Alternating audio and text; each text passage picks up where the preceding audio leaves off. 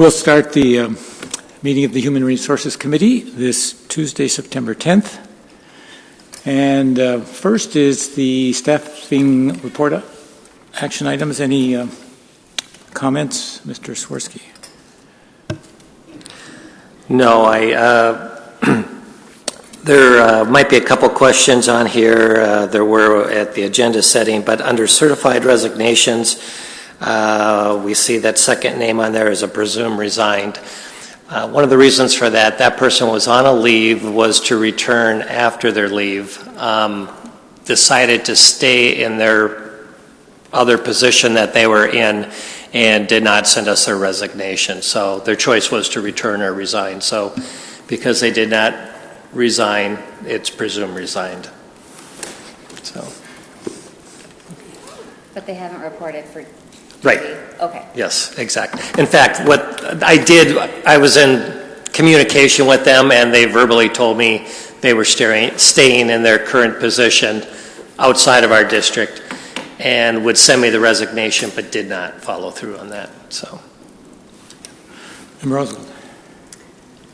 I'm curious about the assistant principal job at Lincoln. Okay. And why that person isn't listed on here yet, and wondering if, since it's been published in the paper already, and that's how I found out, if that person is going to start before we approve them. Yeah. We do not have a start date yet for the individual, and they are currently working on their employment situation before they can join our organization. So what I can say is the offer's been extended. They are under a contract that they need to get out of before they can join us. And there is a work in process there also. I from the newspaper article, that meeting happened on the 6th. So I just didn't know if we had heard yet. So. No, there's still a couple of pieces that have to come together. And I think I'm anticipating knowing by the end of the day on Thursday. So. And so is that person obviously going to start before we approve them? They will not start before we're comfortable that we can enter into a contract with them. But that doesn't answer my question. Okay. Go ahead, ask it again. Board approval. We approve the hirings and things on your list, and so I was just wondering if that principal will end up starting sometime before our October meeting. Most likely, yes. And we do, in a lot of our appointments, they do start prior to our approval. So I guess I'm asking the question, would there be a concern if the person did?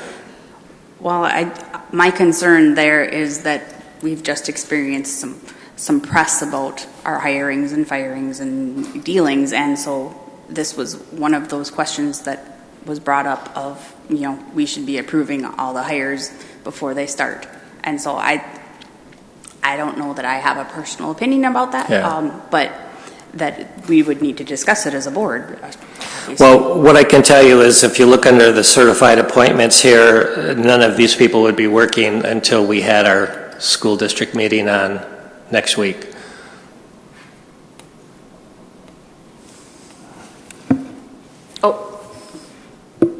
Thank you. Right, but I also look through many of these and find start dates that could be months old too by the time we approve them. And from the external views that have looked at those documents, they're saying that's not right. And so I would like to come up with some language that affirms that we're participating in hiring in a proper way. Because I don't know what to say to them other than that's been a concern of mine too, which I have expressed at other times, probably before this board was here. We do have the right through the application process, if there was an issue with a background check or some issues there that otherwise would not make them a good candidate for hire, that we find out after the fact of taking action on those. But we've had this practice in place since way before I came here, and that's been over 16 years ago. Just let me interject a bit. I'll send you a copy. There's an article in the School Board Journal in July indicating it is not the best practice for the school board to be involved in any hiring except the superintendent. I'll send you a copy of it. That might give you some background too. Member Trinka. Whatever your name is. Yeah, and I would echo what Dr. Kirby has to say about Kirby. Sorry. But I just have a question about the process because I've been on the board while we've hired principals and have been privy to that process. But can you just walk me, just purely out of curiosity, what the hiring process for in this position for the assistant? We've had the principals in their buildings hire their assistants. Position was posted for 5 days. After that, I couldn't tell you the total number of candidates. I believe it was like 12 to maybe 15. Then we screened those, 2 individuals screened those people, and we interviewed, I believe it was a pool of 4 for that position. And that pool was made up of the principal, teachers at that building. I believe also their community school member was on that committee. A number, and probably I couldn't tell you this off the top of my head, but usually we try to get a community member too. That's as part of that team. Okay. And then just as a follow-up to that and I know you answered this question when we hired the principal at Myers-Wilkins, and I just can't remember the answer. Do we give preference to internal hires versus external hires?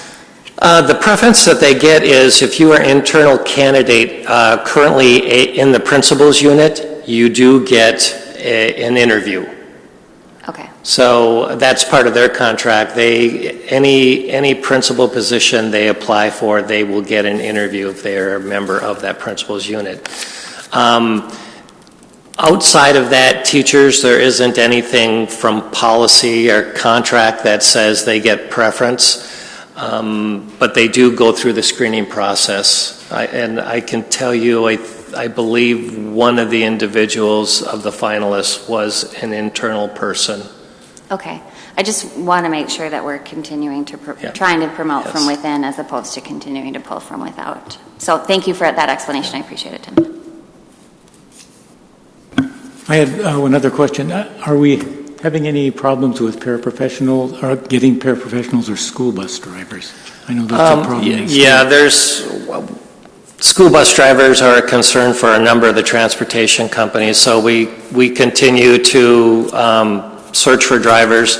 We do offer training, and we do offer paid training, so we pay them while they're training and help get them through to get their license as well. That's not an uncommon practice, but it's an effort that we use to try to get bus drivers in. I understand one of our other bus driving companies that we contract with is having issues too, as well as many of the other school districts. Member Lifter-Kemp? Yeah, I just wanted to reiterate that article that Member Kirby shared with us, and he's going to share with us when it does get shared. Just a reminder, no discussion around it, but use it for informational. And thank you for reminding us about that really good article. Member Wolfall. I too just want to respond to Member Oswald as well. It is always kind of frustrating that we approve contracts as a matter of almost every board meeting we're at, but we have no, responsibility. And as the article that we'll get probably tells us, that we hire our superintendent. And it's frustrating to, approve all of them. And so I wonder where that history came from, and if there's some digging we could do about why is it that we have to approve all the contracts when we don't actually have any input or any real, and I don't think I want to be a part of, scrutinizing contracts or having to come every other day to have a vote on contracts because we want them to start. So I wish there was kind of one or the other. Like, if we have no real responsibility, or we don't even want that to scrutinize contracts or have to pass them and look at them before we're going to say, yeah, we're going to hire. I wish we could either take that out or explain to our community exactly that, it's a formality. It's a state, probably statute would be my guess, that we have to, as a school board, accept and validate all hires. But if we were really looking into HR policy, it is their job. It is your department that is responsible for all hires. So that's my 2 cents.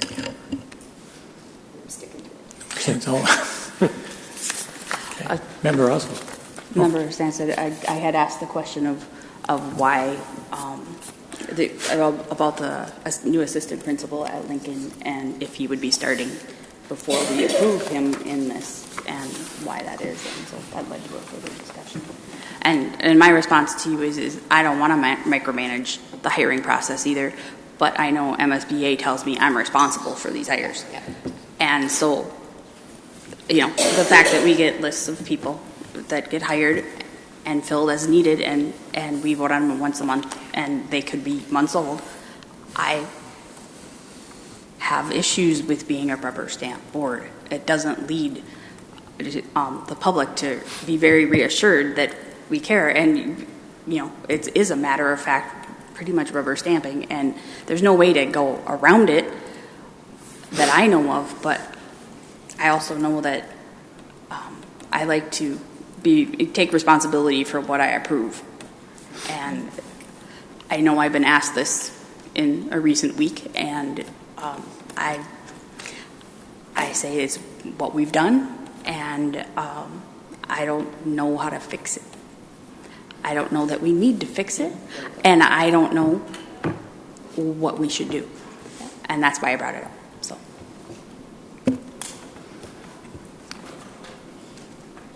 I was just, I guess, I don't want to go too far off of this, but just to say it's also true, for example, when we might be contacted about staff who are hired by a principal within the school itself, and there are staff that issues that come that are related to personnel should go to the principal to follow, not us as individual board members. Yeah. I agree with that in principle. Oh, sorry, go ahead, Ms. Go ahead. I was going to say I agree with that in principle, but we have experienced in very recent history and several times over the last few years some serious flaws in our hiring process, and so I think that we as board members need to step up, especially when we're talking about positions such as principal and building leadership, and make sure that the process has been done excellently, and that we have community buy-in, and that we've been using the T tool as necessary to do these hires. And I find it real problematic that we have not gotten more than just a very cursory update on some fundamental changes at our most high-need schools this year. And so I would have hoped and expected for a process for hiring the principal and assistant principal at Lincoln and an interim at Denfeld that would have included board input, included community involvement, and kept information coming regularly to the board, along with some sort of introduction of the principals, like who are they, where did they come from, what's their background, why are they the best fit for our district. Those are all things that I would have done in the position of hiring these very important positions. Anything else? Okay. I'll send that article out. The next thing on our agenda is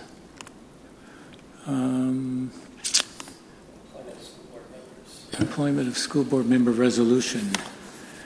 That I think is pretty straightforward. We just need everyone at the next board meeting. So any comments on that? Next is the second reading of Policy 102, Equal Educational Opportunity. This is second reading. Anybody have any comments? I know I asked Member Lofeld to ask this question last night, and I haven't had a chance to watch the Education Committee meeting yet. But can we hyperlink to the District Policy 103 in this? Yeah. Okay, Yeah. thank you. Yeah, that came up and we said, yeah, okay. Anything else on that policy? That's the second reading.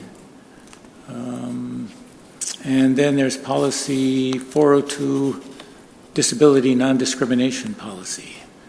This is also the second reading. And that also refers to Policy 103, so that can be hyperlinked too. Member Lofeld, Yeah. or Member Lefterkamp. I don't have a question, but I just, for informational purposes, Assistant Superintendent, could you just review again what the Department of Human Rights kind of stated about the piece to the policy about changing kind of the welcoming piece? Read my mind here, Jeff. Yes, Okay. I think I'm interpreting from last night. So what we talked about last night was that I reached out to MDE, who was part of the Office of Civil Rights compliance audit that was completed in our district, and we asked the question about whether or not we should encourage people to go through an internal process for complaints versus an external process for complaints. They told us to be cautious about doing that.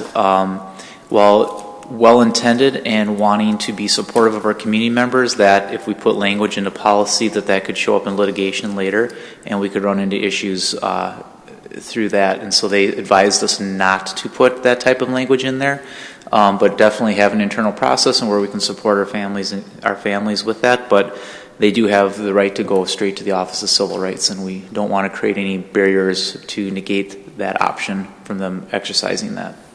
That came out awkward, but did I read your mind correctly? Yes. Okay. Anything else on these policies? All right. Next is Superintendent Search Update. Mr. Swirsky. The requests for proposals have been sent out to 7 organizations.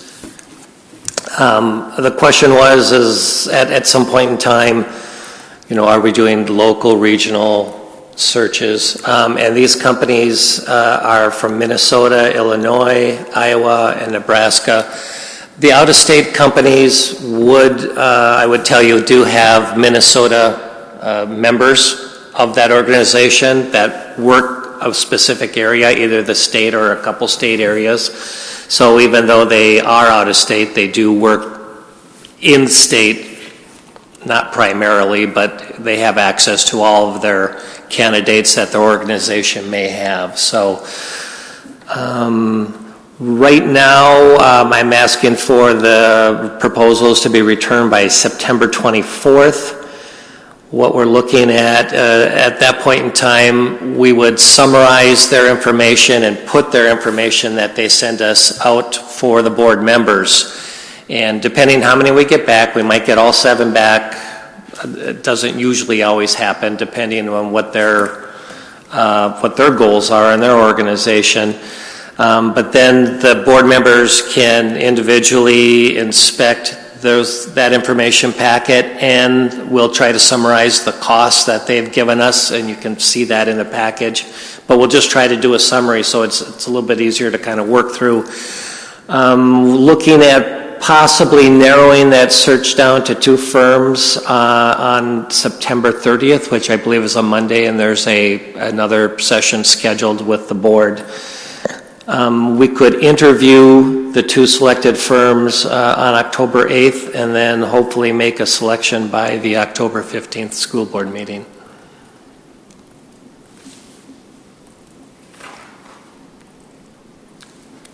Member Sansing. Mr. Swirsky, you got my request for the RFPs on Friday. You'd like to have a copy of the RFP? I would like the RFPs. Okay. Why was I not able to get them on Friday? I didn't. Did you receive some direction to not provide them to me is my question. I received a request to get an RFP, but not by Friday. Okay, well, my email was on Friday. And as always, we like to see things ahead of time. I'm getting the impression that you weren't even going to give us the RFP at all until I asked for it, and this is my second ask. I will tell you, Member Sandstead, we have not always participated that way. I understand, but we also haven't faced some serious employment issues based on hiring practices. We've asked in the past that those kinds of directions, our suggestions, go through the board chair. And the board chair was copied as well as the superintendent on my email. And neither of them responded. So, it is public information.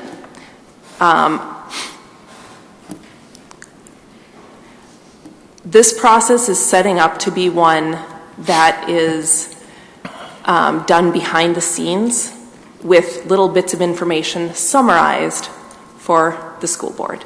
That's not how it's going to be. And I don't want to use this tone because it's not how I like to operate. But we had our last discussion of the superintendent search was with the MSBA, and it was a very open book. These are all of the options you could explore. And the instructions from Member Loeffler-Kemp were clear that we weren't going to make any decisions at that meeting, and that later on, we as a board would be deciding how this process goes. The only decision we have made thus far is to work with a consultant. I know that the RFP and the agreement that we reach with the consultant and the language in there is critical to how this process is going to work. And I know I want to see it, and I'm betting I'm not the only one on this board who wants to see that depth of information, because there is a lack of trust here. And you can understand why. I don't need to explain that. So, I would like to see the RFP. I would like further explanation on why those 7 particular consultants were selected. And I would like to know whether or not the RFP is open for other entities to offer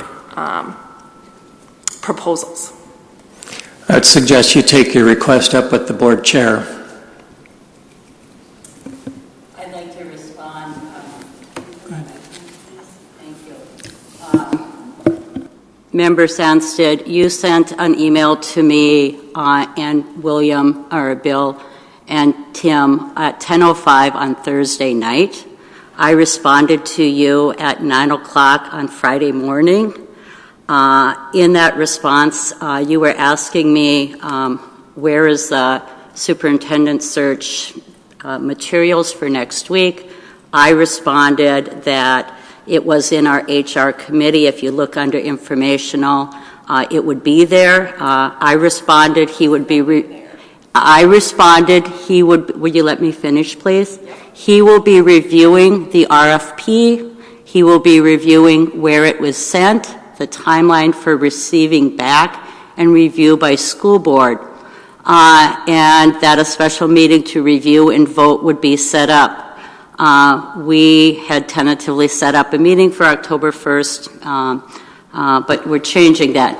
My assumption at our conversation at the last committee meeting when we directed HR director to do an RFP was that, and that we would want to see these back the end of September, was that we were directing him to do a standard RFP process on this.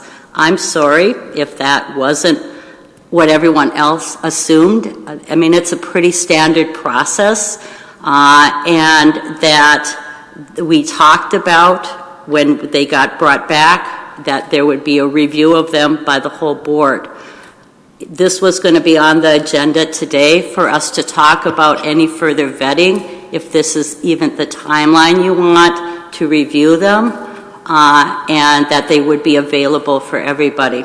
So, Member Sandstead, I'm sorry if you feel I haven't followed good process, but that's where I was coming from based on the discussion at last month's committee meeting and the vote that we gave last month to direct him to do an RFP process with getting things back by the end of September.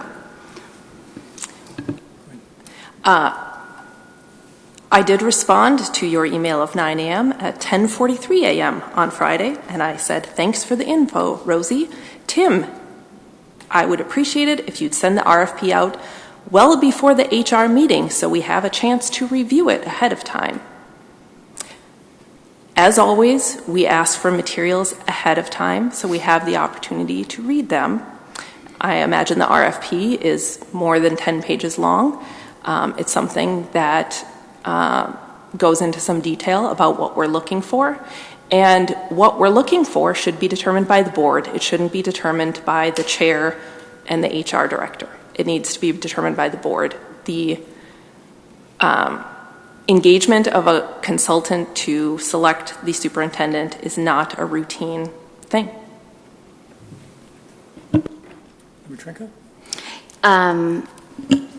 Yeah, I would agree that with Member Sandstead that it's not a standard RFP process, and I'm a little bit confused about the way that you described the out-of-state firms having entities or members or something in the state of Minnesota. So I would ask if you could elaborate on that, and then if you could answer Member Sandstead's question about whether or not other firms other than those 7 are able to reply to the RFP, and then I would like the full responses to the RFP, not a summary, please, because I don't think that we can make informed decisions based on summary. You will have the full RFP. That's not an issue. What I mentioned is what we've done in the past. Sometimes you'll see the costs that are buried in different parts of the RFP. We'll try to consolidate those costs. You'll be able to look at the whole RFP, but we'll just try to simplify where so we can kind of get a better idea on the totals. With the out-of-state organizations, they do have associates, kind of like shareholders or however you want to mention them in some capacity that would work maybe the Minnesota area or a Minnesota-Wisconsin area or a territory. So like territorial reps? Correct. Okay. And then her question about, I already forgot it. No, not that. There was another question that you asked that didn't get answered, and I just asked it. And others? Oh yeah, can others other than the 7 that we sent it to reply to the RFP? Well, in our discussion of this, I've taken the same process in the last 2 superintendent searches, is where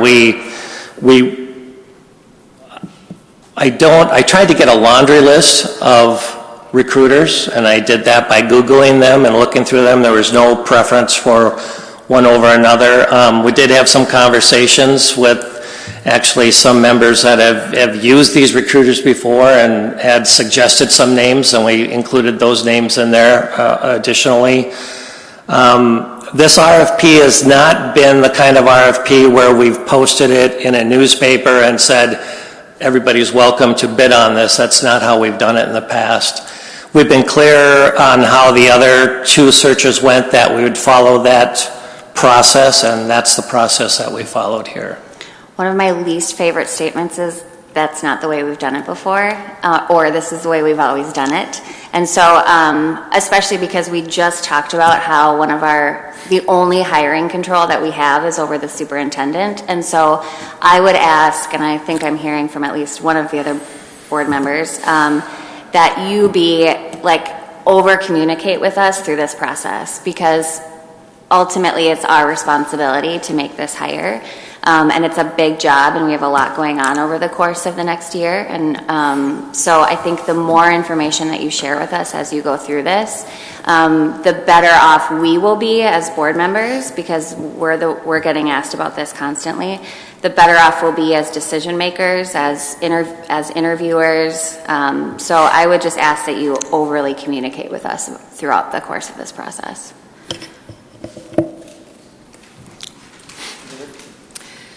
So let's bring this back down to, and I appreciate Member Sandstead just kind of taking a breath and explaining why the tone is what it is. It at least allows us, we're tense. We're kind of tense. There's a lot on our plate. We've had a tough week. This is a big issue. I think some of it is a little bit of our last committee meeting, and I don't know who was here and who wasn't here, but we did give the Human Resource Director the advice or the direction to go and offer RFPs. I don't know what an RFP is. Sorry. But I don't know what they look like. I don't know what we've traditionally done. I don't know what you've done. And that's what's the beauty of our board, is we all bring these different lenses. And I really rely on you guys to bring your lens to the meetings. And so I'm looking for that. And when I don't necessarily hear it from us as we discuss, then I'm thinking, okay, we're good. And now after hearing your directive or your request, it's like, oh yeah, there's a lot in this. Are questions of clarification. So I just want to bring it back down and take a deep breath. We all want this process to be successful. We all want better communication, but sometimes I have to admit I drop the ball. And I'm a biggie about looking at my role in this. And if I'm not communicative enough with our board chair or with requesting something from each other, or I also understand that it was the start of the school year, lots on the HR plate.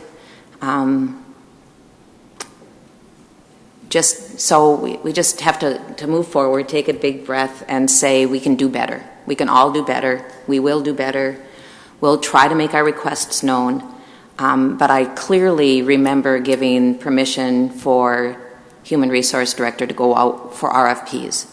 Kind of like Member Trinka's request. I mean, I think we can do this. If all 7 or 8, or if we only get 4 that offer us an RFP, we can go on we can send out some more if we don't like what we've got. If the RFP doesn't answer some questions we need answered, then can we make an addendum? Can we make an extra ask after we get kind of the first reflection that they give us? And people that know RFPs and know what you want on those RFPs, it'd be great if we could do some kind of informational sharing. Again, don't do the, what is it called, the response, but share the information. I sometimes think my own frustration over the last month or so is that we all can be better communicators.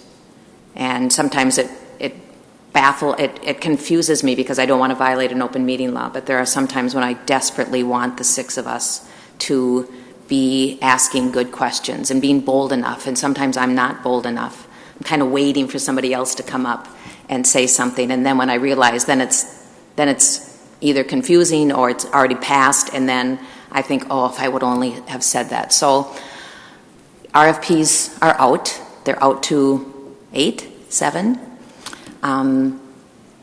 We can always see what we get. And again, is it possible to add more things? And can you send the RFP out electronically to all of us, or send it to Rosie and she will send it to all of us?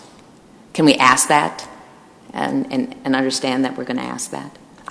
When I look at it, I won't have any big ahas, but hopefully we will. So thanks for your work, and we'll just continue to open up the process. So it is, and like Member Trinka said, it's our biggest role, and we have a lot of wanting to do it right. We're a young board. We're a young board as far as our years on, so I really do look to those of you that have been on the board for 4 years to help us really a lot through this process.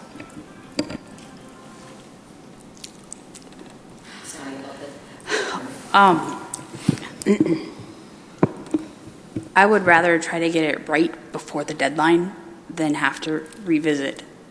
And it was my clear understanding from my memory of the last committee meeting that we did give permission to create the RFP to give back to us to review. That's what I thought was going to happen. And it didn't happen. And I didn't chime in to Nora's request because I thought we were going to be sent the RFP because she asked, and there's no reason for it not to be sent out anyway. If we were going to make changes to it, obviously. Following the processes of before have gotten us some pretty controversial past superintendents that our community has very recent memories of, and I want to avoid any perception of digging in those same pools. I would really like to recruit to our fullest abilities in places we may not have looked before, because we need a special person to bring us back together. So I would like to have an opportunity to provide some input on an RFP. Maybe that we don't need any changes. I don't know, because I've never seen it. And to have those firms that choose, or organizations that choose to respond, get it right the first time and not waste more of our time, because this is a lengthy process as it is. Yeah, I wanted to thank Member Lofold for reminding us that we are a team here. Whether we want to work together or not, we are a team of some kind, and we need to have some level of trust that our goal in terms of the superintendent search in particular, that we all want the best candidates, we want the best process, and that we are wanting it to be open, we wanting it to be transparent.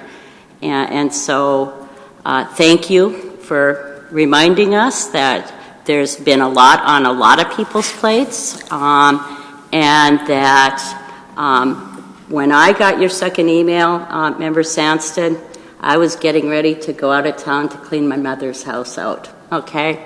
I really decided to leave your email there because a couple other folks had access to it, and because I knew we were going to have this discussion, as I pointed out, at this committee, and that we would have opportunities to talk about the, timelines, what we view, all of that.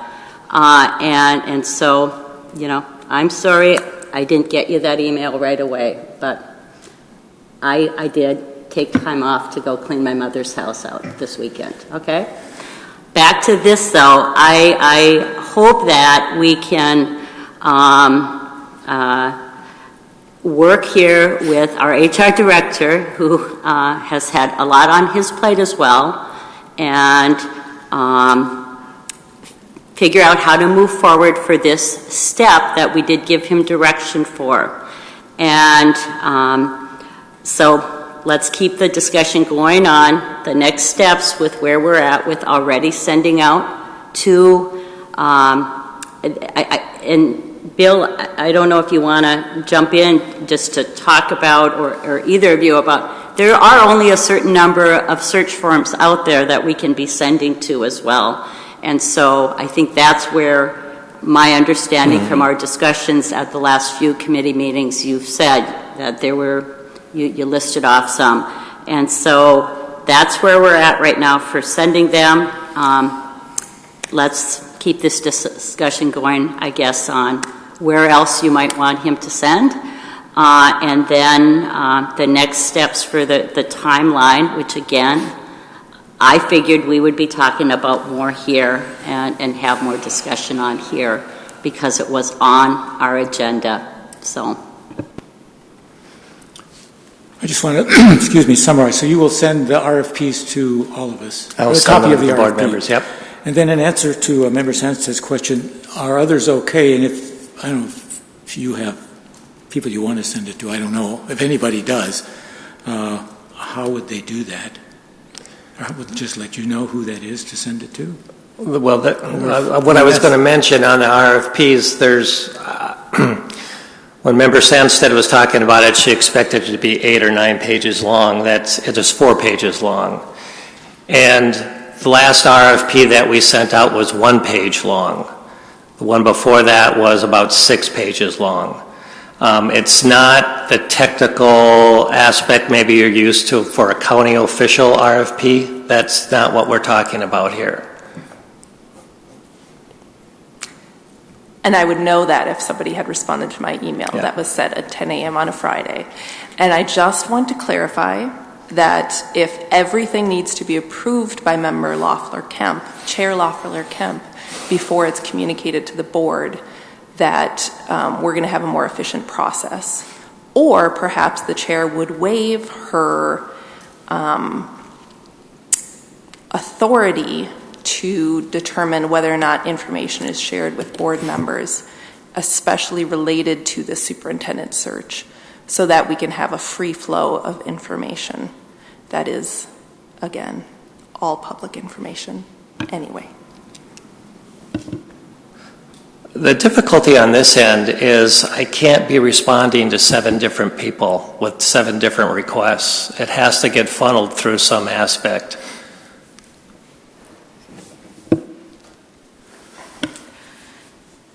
And I think I understand that that's a reasonable request in normal circumstances if that flow was going to happen. My concern is that that flow is not going to happen, which is why I indicated my preference that we have a different chair of the board. So I would like to get an answer from the chair as to whether or not we're going to continue to need to route. I routed my request through you. I just still didn't get an answer. So do you need to, what's the process here? Do you need to separately respond to members of the administration that they can give board members the information that's been requested? No one gave any direction to Tim on responding or not responding to this. So let's be real clear with that, okay? Let's be real clear, okay? Member Sandsted. And the second piece is that once we do hire a search firm, there will be direction and guideline also from them. I won't be the routing mechanism. Well, we'll decide what my role is, as we heard at the NSBA workshop. So I guess that's all I have to say. So can I just offer a suggestion? I'm really sensitive to the fact that you don't want to, I mean, you have a lot on your plate, and yet we want this to be a transparent process. Can we set up a Google Drive folder that if you get a request from one of us, you just drop the document into a superintendent search folder so that if we have a question, we can go there first? And that onus would fall on us. And then if the information that we're looking for is not in there, then we could communicate with the board chair and whoever we needed to. Because if it's all public information anyways, that might lessen your workload and it would allow for different communication on our part. We're not having to worry about routing things through email, so it's less of a worry about violating open meeting laws. It just seems like a simple solution to part of this challenge.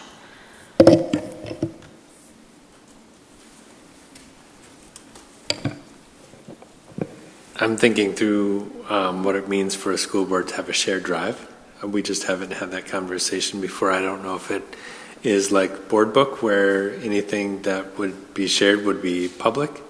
So I think we just have to be clear that whatever was going in there could be public information.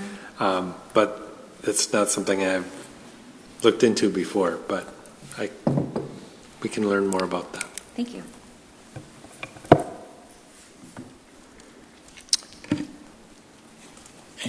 Member Lufel.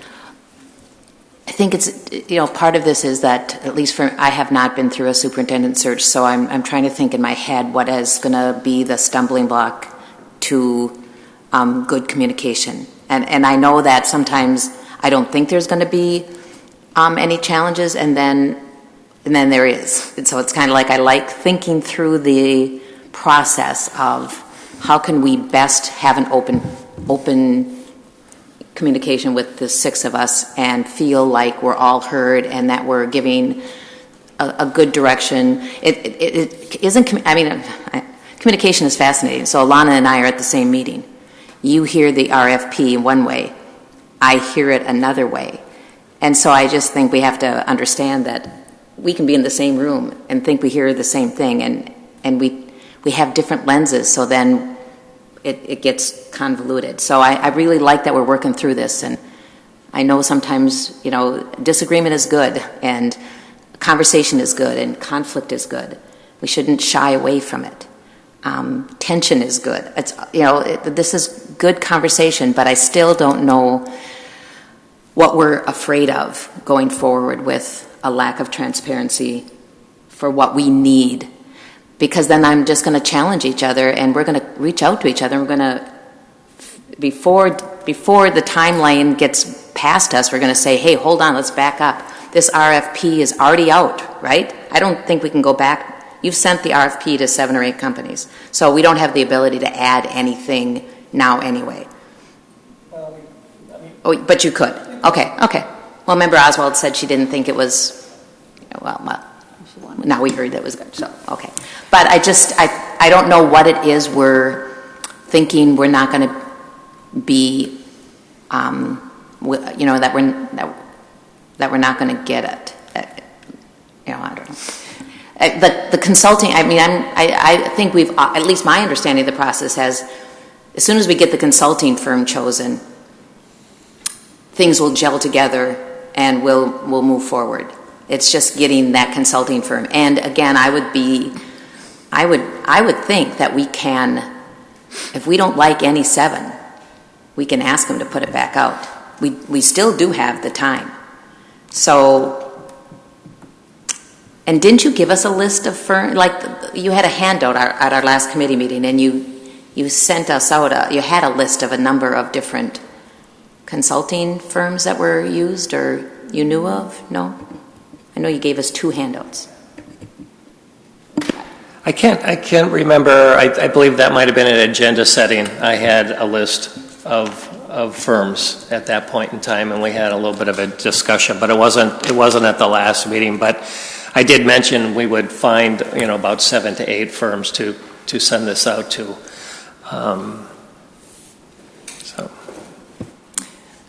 Agenda setting that has now expanded to 3 different board members instead of just the clerk and the chair, from what I've heard. I was taking the place of the clerk. Okay. And I don't fault you for that, Member Lofald, and I appreciate what you contribute here. My logic here is that if we had been given the materials as we should have in advance, and then as I requested, because we didn't get them in advance, we could be here discussing whether or not we needed to add anything to the RFP. And that would make this much more efficient. But we don't get the materials for the critical items that we have to discuss in advance. We get them in handouts, or we don't get them at all. And that's unacceptable. And that's the last one.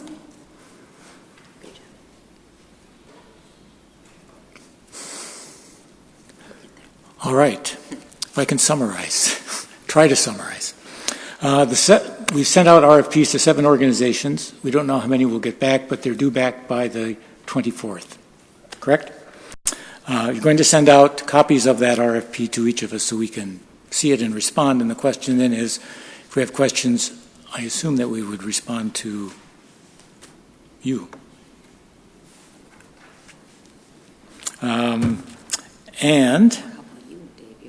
Pardon? We should respond to you. You're the chair of this committee. You can respond to me. Or the 2 of you, maybe. You can respond to me.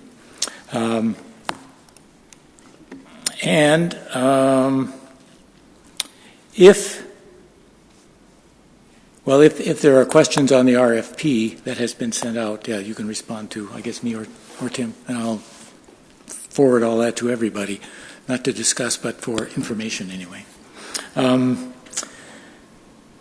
And we're scheduled the tentative schedule is to narrow this down to 2 firms by the September 30th. Now, if there are others that are offered that weren't on those initial 7, or if we don't get any responses back, I suggest we send that to Tim too. other firms or things like that. I think we have problems with the date of the 30th, because didn't we set that as an interview for our candidate? So we're going to have to look at that date for consulting. Need my light on? Yeah. Okay, there. We had initially set that aside for, and then last night we made the decision to do the in-person interviews that day, and so one option would be you would have the week to review them, and again, this isn't wet in stone, this is meant for discussion today. But we had set that date aside to get something on the calendar, knowing everyone's calendars. So one option would be if we felt from 5 to 6 we would want to meet before meeting at 6 to do the interviews. This is just looking at dates. Then we could do that. Otherwise, we can pick another date to have a special meeting.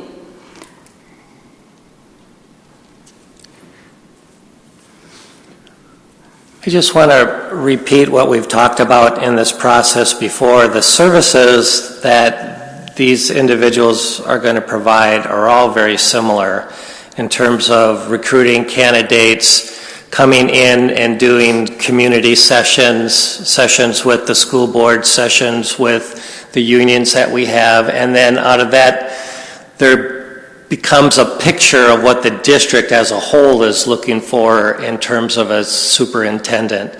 Then the search kind of gets married to that knowledge and that information, and it's still the board's decision on that, but we don't put things out in an RFP that says we're looking for a superintendent that can do this, this, and this right now. That comes from that interaction with our search companies that work with the board and the community. All right, anything else, Member Lefferkamp?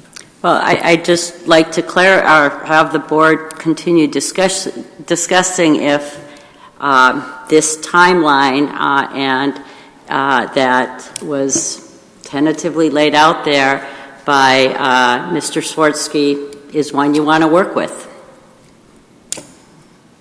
in terms of the RFP process and deciding on consultants. So if I'm just trying to picture the calendar in my head. So we have between the 23rd and the 30th to review applications for the vacant school board position.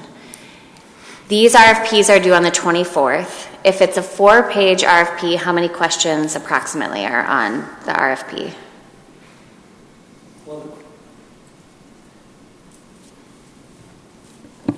The questions are more along the lines of what the services they provide and what their costs are, so they're going to be very similar in terms of the responses that you get. They'll also include recent searches or other searches that they had, and things we'd be looking for are like-size districts and successful superintendent searches for people or individuals who are still in those positions. I do think, we're asking for them back from the 24th, and I did say the 25th, 26th, and 27th, which is a Wednesday, Thursday, Friday to review. That's a little tight, depending on what everybody's schedule's like.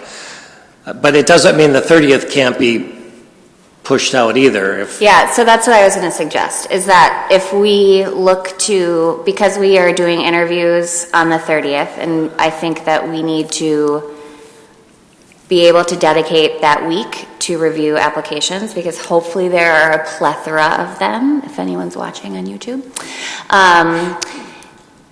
So if we can focus our energies on that, and then if we can get copies of the full RFPs and a summary, because I like to read RFPs.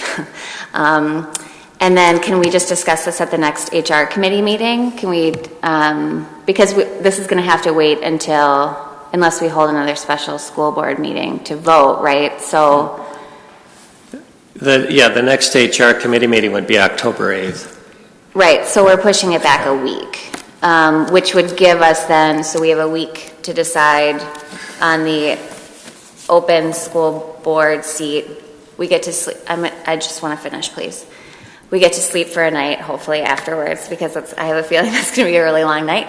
And then we're giving people opportunities to prepare for 3 committee meetings and the RFP process, so we can discuss this at the next HR committee meeting for then a vote at the board meeting in October, would be my proposal. Member Rutherford. Yep. And, Member Trinka, you, I think, just laid out why this is so complicated.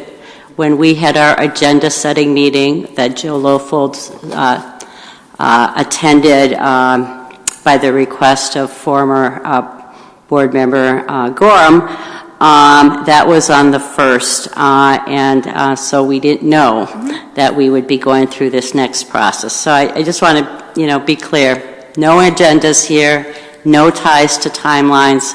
We're just trying to figure out what works for everybody and to get in all the meetings that people want to have in and the reviews. And so I guess if we are going with this timeline we do have the big meeting now on September 30th. If we wanted to still keep it in October, we could have another special meeting either on the 3rd to come to an agreement. I think we were thinking that based on discussions that we've had in the last committee meetings, that we would want 2 or 3 or whatever we agreed to in terms of consultants to be invited to come and present to us as well. And so that would need to happen as well. And we can't guarantee that the 8th is going to work for them. I mean, we're just trying to figure out a lot of dates here. So I think we do want to keep it in October to keep the process moving, but those are some of the dates we have to work with if we do want to have a vote on the 15th. So.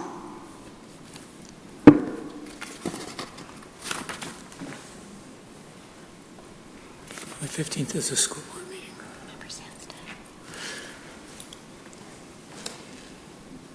Member Sandstead, sorry. Thank you, Chair Kirby. I was just trying to look back through to see the bids we got for the boundary work that we're doing. And I imagine that the consultants are going to be providing us, the ones who want to do our superintendent search are going to provide us with some hefty materials. And so I think having some good time to review those is important. So I definitely don't want us to be looking at a decision by the end of September, but to extend it into October. And this we don't have to set in stone like we do with the process last night. So I think as long as we say, we're shooting for October decision making, but it may be useful to bring in presenters from the groups we get. I mean, if we get 7 back, we might want to narrow it. If we get 2 back, then we'll know what to do. But yeah, just wanted to add that. Yeah, and I think I would echo, or I don't think I would echo what Member Sandstead said. I think some of it will be determined on who and how many we hear back from. And I also think just from recognizing that this is a popular time of year for people to be doing this, that if we were to make a decision on the 30th, the likelihood that they would be available to travel to Duluth 8 days later is probably pretty low. And so I think, and maybe we need to schedule a special meeting for them to present the week in between or something like that. But I think, if we can aim to make the decision in October, but be flexible but diligent about the timeline. So I'm going, I recommend then, if there is consensus on this, and I haven't heard from everybody, so I don't know if there is, that generally for setting up meetings, Melinda will send out some dates, and it's helpful for the people to respond right away to those dates. And so, but we have a lot of dates already on the calendar for October, so I'm also just cognizant of setting up, making sure we get a date ahead of time and not just kind of leave it out there. And I'm not saying that we should do that today, but we have, the boundary studies beginning as well. And so I guess I ask if you would be in agreement. We can have Melinda set up a couple dates that people will hold for meetings so we can get everyone here. Member Lofeld? So we're shooting to actually vote on a hiring of a consulting firm by October 15th school board date. That's when we would is that what we're aiming for? So that means we've already kind of looked at all the packets, we've even brought in a couple to share, or not? Or would we call a special meeting? Is that what we're looking for? We're going to call a special meeting to vote on a consultant sometime in October? I'm not totally clear either. I think that's what I'm hearing some people want. If we can't have a chance to review the RFPs when, that period to review, and then to come and make a decision on 2 or 3 to narrow it down, so then we know who we're going to invite and then when we're going to invite. So I don't know if we can get all of that done to even, I don't think I'm hearing the October 15 date. That was just a target date because we already had a meeting. Yeah. I'm looking at the revised calendar Melinda just sent out today, and there's committee meetings and a regular school board meeting scheduled for all of October. So I'm really kind of confused as to what all these extra meetings are, because there aren't any on the calendar. I get that there probably are some boundary study ones that might not be there. You're but in the superintendent report. Well, I'm looking at it's not on the official calendar. So if it's missing, it's missing right now, and I would hope that those would get added. They're not meetings for us. But if we could, I don't have a problem prioritizing coming to a special meeting at all. I knew that was what we were in for. It's our job. It's a very important job, and that's the way I'm operating. So if other people have more constraints than I do, I defer to them. Can I make a quick request that we just go back over what we have so far? What dates are we getting the RFPs? And then why don't we just pick a limit for our time to review and gather to decide about bringing people in? That would be the next step, I think. We should have the RFPs to be returned by September 24th. I think we could use, judging on the discussion here, from the 24th probably to the 7th to review that information, and then we could, at the HR committee meeting, maybe have the discussion to narrow it down.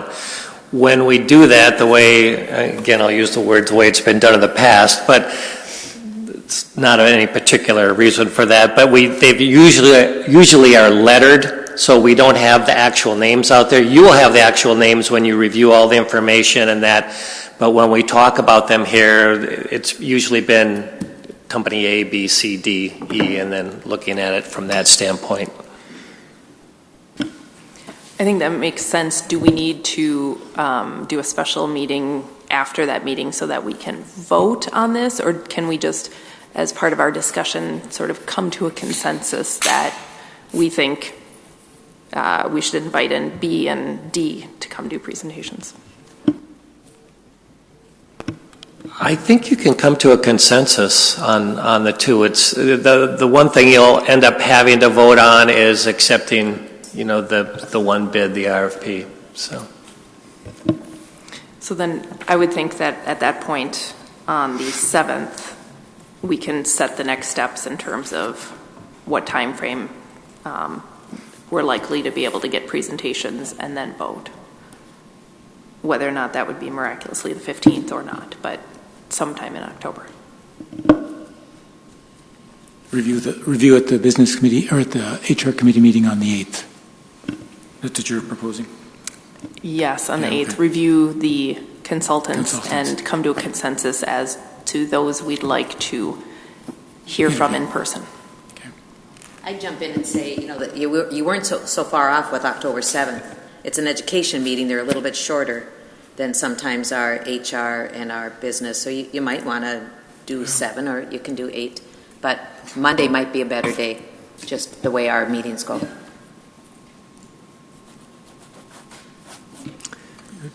Superintendent? I didn't want to jump in on that conversation, but I did want to clarify about the boundary study. Those aren't board meetings. Board members are more than welcome to attend and observe. The October 15th and 16th will be 3 different sessions with 3 different groups of people, total of in that 70 to 75 people range of teachers, administrators, community members, parents coming together to discuss and create some initial options, which then would go to a second phase of focus groups where there's different groups coming in November, and then public with the school board update scheduled for your November board meeting day, and then public meetings in January.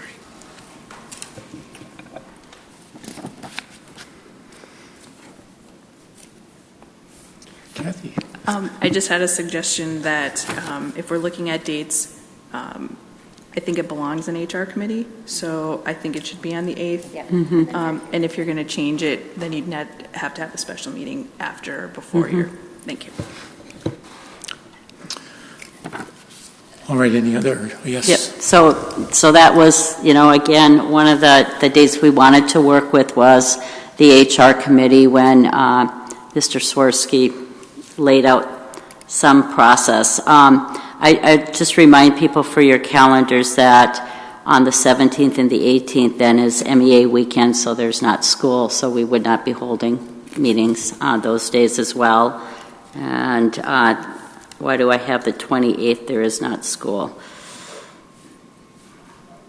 Staff Development Day. So I don't know if that precludes us from having meetings either, but so it's noted on your calendar. We don't have that many days to have there's a few days left, but for a special meeting, but we'll figure it out. All right, anything else? I have one other thing. When you send out the RFPs, could you send out a list of who you sent them to as well? What the companies are? Thanks. Anyone else? All right. Good. We can discuss or defer nepotism. I just want to add, again, I'm bringing it up. I did run off a copy of what St. Louis County ended up doing for their nepotism policy, and they handed that out.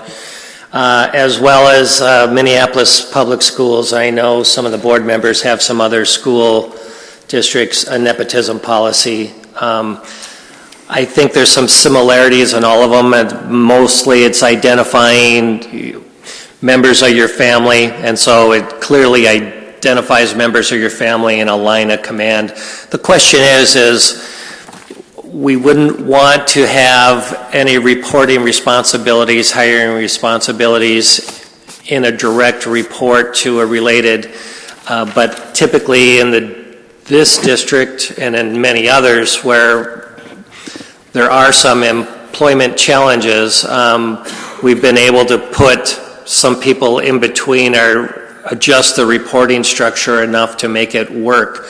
And so the range goes from very lax to very tight where there's absolutely no forgiving, and I think we want to be somewhere in the middle on that, and maybe between looking at these policies and other policies we can come to some terms where we want to be.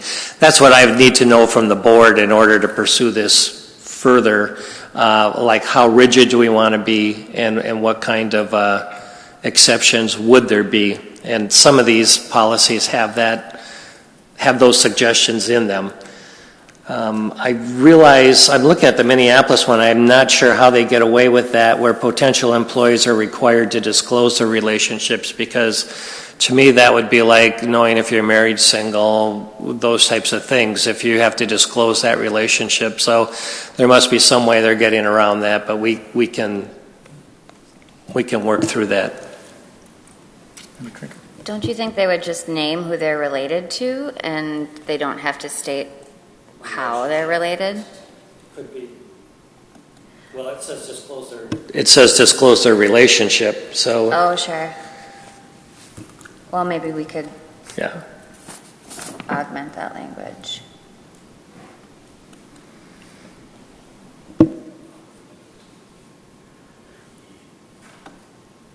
My suggestion is that we look at this and get back to it and not discuss it today necessarily with all the other stuff we have. I think we need more time to review these Right. samples that were given to Samples. us, too. If that's all right with everybody? I can send out as information the policies on nepotism I found at Mankato, Rochester, St. Cloud, and Elk River. Okay. All right. All right. I think that concludes the HR meeting. Maybe we want to take 5 minutes before we...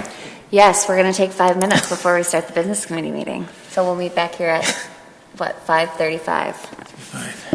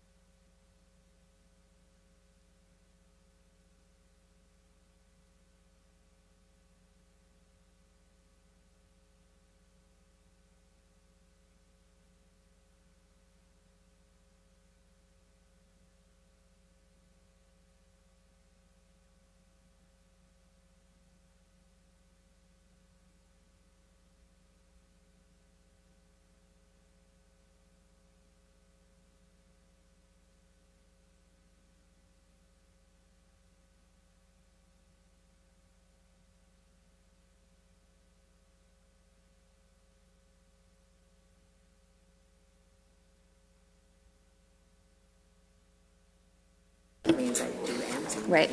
Okay, we're going to go ahead and get started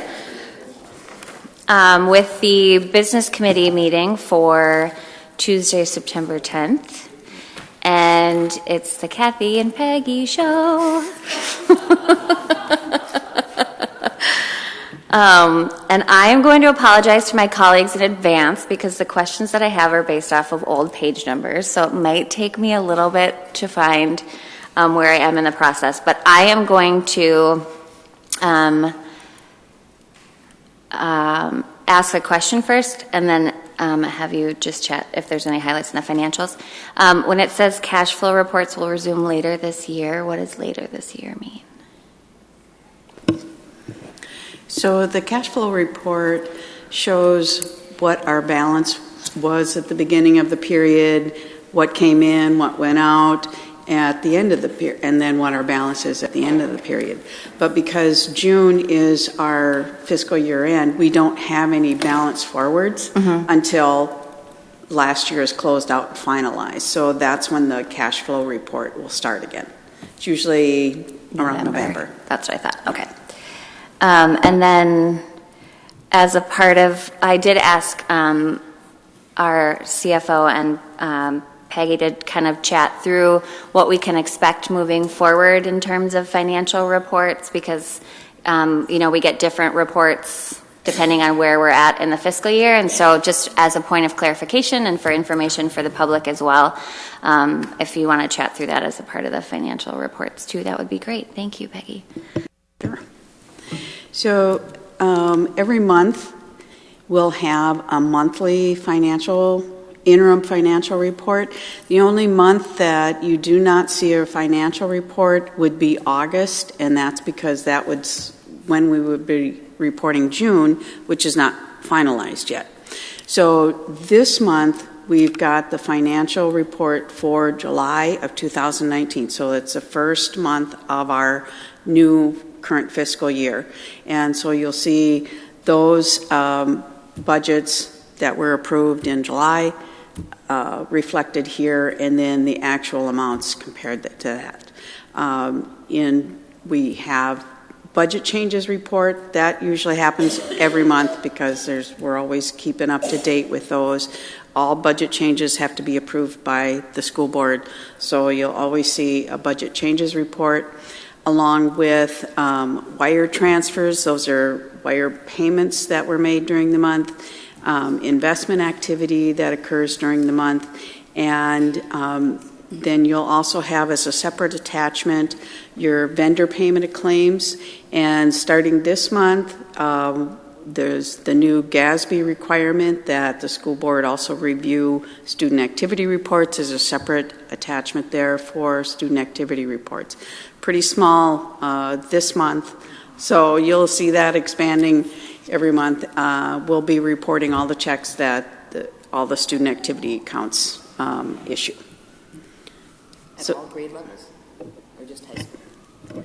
All grade, all schools.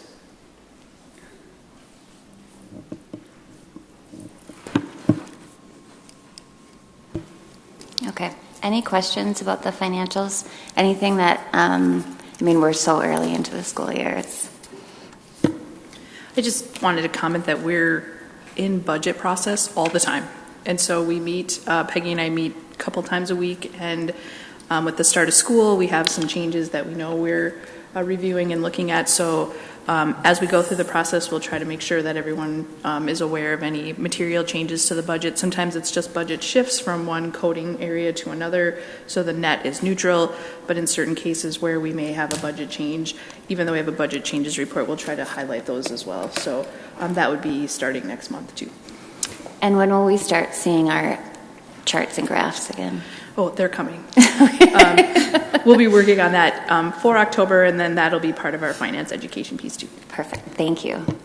Chair Lafayette. I don't think my light was meant to be on. Sorry about that. But what can I comment on? I think 2 of the activity checks came from my daughter's activities. So there you go. Member Sandsted. I have a question on page 5, the just general fund revenues and expenditures. Sorry if we're going a little bit backwards. it looks like we have about a $67,000 difference between the adopted and revised budget in local revenue. And I'm wondering, it looks like we spent that also. Wondering what changed in terms of revenue and where we're putting that extra funding. Maybe that was last year's budget, FY19. Right, so if, on the budget changes report, it lists all the changes that have occurred. So we received, in the July, we received a grant from the Ordine Foundation of $25,000, received an ECSE grant of $4,720. Those were in the general fund. Okay, all right, thanks.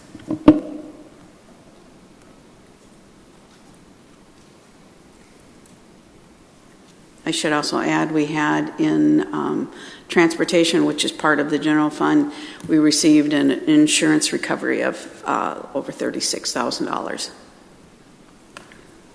And what was that for? There was some damage to a bus, I believe. Okay. Tell you what, I'm seeing those buses a lot more now that we heard that great presentation last month. So, well, plus it's back to school, but I'm on the lookout for the new buses.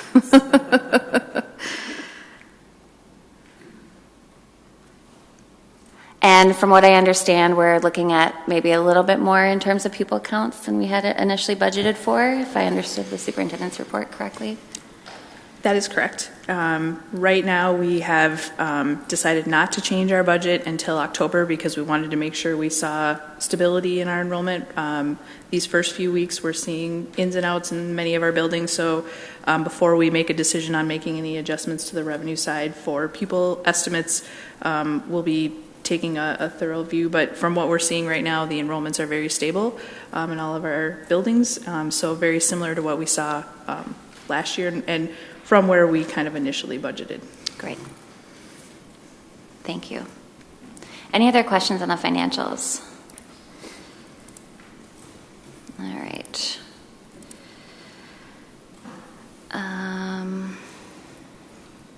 Finance education. Here you go. I know you're super excited. Oh. All right. I know last month it was 29 minutes. I will do better than 29 minutes. No, that's great. It was really, really helpful last month. And I know I heard from community members that they were really interested, those who watched the business committee meetings. Thank you. We're really excited about the idea of you doing YouTube videos. So you'll be our local star. I feel like Netflix might call me for a series. I'm not sure. But in your packet, I included 2 more pages of the levy limitation and certification document. They're pages 31 and 32. Please note that this is the payable 2019 levy, which was actually done a year ago, and that's for fiscal year 20, the year that we're in right now. Also in our process today in our discussions and at your school board meeting next week, you'll be approving our proposed levy for payable 20 for fiscal year 21. But I wanted to highlight where we are right now as far as the levy that has already been certified and how this affects where we are for the fiscal year that we're in. And then we'll talk briefly about where we'd be going for the payable 20 levy. So again, if you're looking at this document, at the top of the page, you're going to see 2019 payable or 2018 payable 2019. What that means is this levy was certified in calendar year 2018. It was taxes collectible in calendar year 2019, the year that we're in, and then we are reporting that in our fiscal year 20, which started July 1.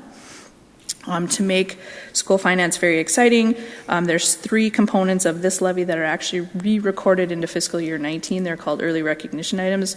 I won't go into detail on those, but so what you see on this levy limitation certification document is not exactly the numbers that we would see as our final recorded amount because the state requires us to move some of these dollars into a different fiscal year.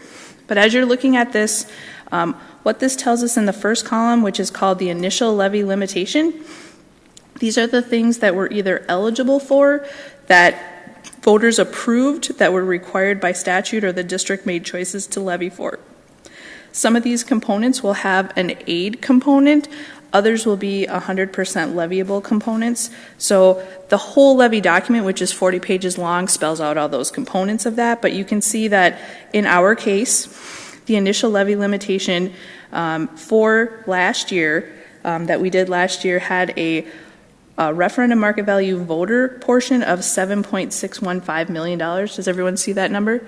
So that is questions 1 and 2 of our referendum that was approved last November. If you had looked at this levy certification last September when you approved it, that number was 0 because we hadn't yet had the election. So the levy looked very different a year ago than it looks right now, because once the referendums were successful, then they got added onto the levy. But as you remember, when we went through the budget process, if you look at that next column, you're going to see a negative $907,000 there. That was that fiscal year adjustments from prior years where there were some people count changes, which meant that in a past levy, we levied for more dollars than we were eligible for. So the state does the calculation, figures it out, and says, sorry, we need to take that back. So we really didn't have access to all of the eligible levy dollars due to a prior year adjustment. And you can see as you go through the line, we have both positive and negative adjustments that can happen through our process. Just kind of going through the categories though, the RMV other category is going to be our local optional, our equity, and our transition revenues. Sure. Our local optional revenue, this is $424 per adjusted pupil unit that we are allowed to receive. It is a equalized levy, so that could mean that there could be some state aid eligible for that, but we are not eligible for Tier 2 on that, so that amount is 100% levy. Transition revenue, which we just get a minor amount for. These are for past laws. When laws were changed, we had some hold harmless provisions where we were given levy authority, and those stay fairly constant. And then equity revenue is for districts. It is a very complicated 4-part calculation where it's supposed to help level the playing field for districts who have smaller or no voter-approved referendums. It gives them kind of a guarantee. But over time and over legislative processes, there are guaranteed caps, amounts per people that every district gets access to. So even though we have a referendum of over $946 a pupil, we are still eligible for some of our equity revenue. And when we go over that at the school board meeting and at future meetings when we talk about those details, we'll see that portion there. But that is based on our referendum market value versus our net tax capacity, so that's a different tax base. And if you remember when last meeting when we talked about our different valuations, those two categories then are based on a different classification of property. When you look at the NTC other, this is going to be net tax capacity. When it says other, that means it is not voter approved, so that is either state statute required, an option by the district to levy, or there was a provision that through equalization requires that levy. So that portion means that those are things that you'll find on your truth and taxation statement under your other category instead of voter. You're going to see approximately $6.3 million there. This includes, but not, there's many smaller pieces, but the larger pieces are your operating capital. This is where our LTFM is. This is where we'll see our safe schools dollars. So it has several large categories inside of here, and then some smaller categories as well. And at a future meeting, we'll talk more in detail about all of these different categories. And you can see that there was just minor adjustments here, keeping in mind that this is net, many positive and many negative adjustments on this. So when you look at that total, there's really a story behind that number. So even though it says net minus $4,857, there was actually large swings within several of those adjustment categories of over 400,000 plus and 400,000 minus. So they kind of wiped each other out as we went through the process. So then it does a summary total of our total general fund. And when we talk about general fund, that's our funds 1, 3, and 5. So general, transportation, and capital. So the state does not recognize a 3 and a 5. We do that locally. Many districts do that throughout the state. But when we talk about the general fund, that includes all 3 of those as our local funds. You're going to see that abatement adjustment, just a comment on abatement adjustments. And the third column, where it says abatement.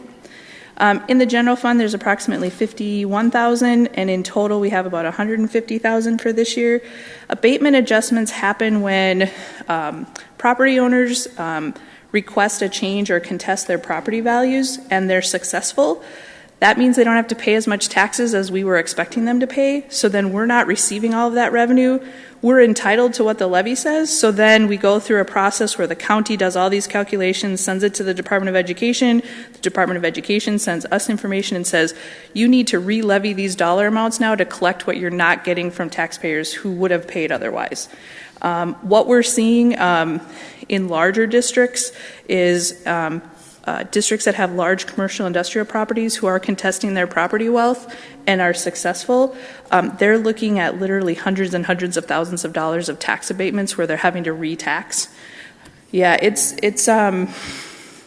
if you look at the Twin Cities, I remember talking with Minneapolis Public Schools. I think their tax abatement was well over $500,000 just for 1 year. So just kind of keep in mind that that's a process that we don't have any control over. So that just comes from the county through the state, and then that gets put on our levy.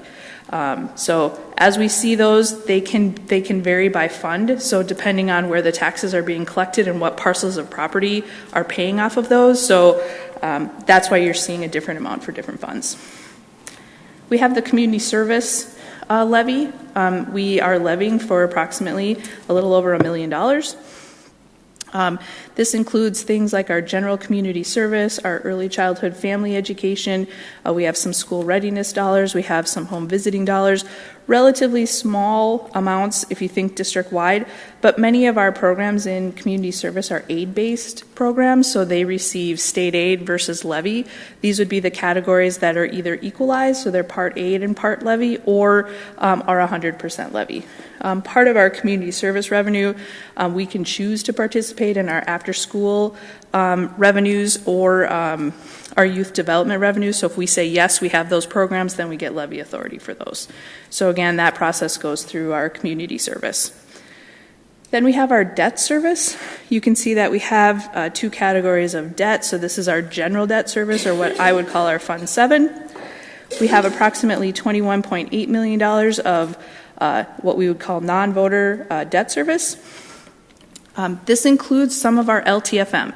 So when we sell bonds to do long-term facilities maintenance, even though it's under the umbrella of LTFM and we think of that in the general fund, if we sell bonds, it has to transfer over to debt service or Fund 7. So inside of our debt service will be some LTFM bonds. Question? Yeah, so were you on a roll? No, I'm good. Okay. I'm a little trepidatious to ask this question, but I'm going to do it anyways. Yeah. How does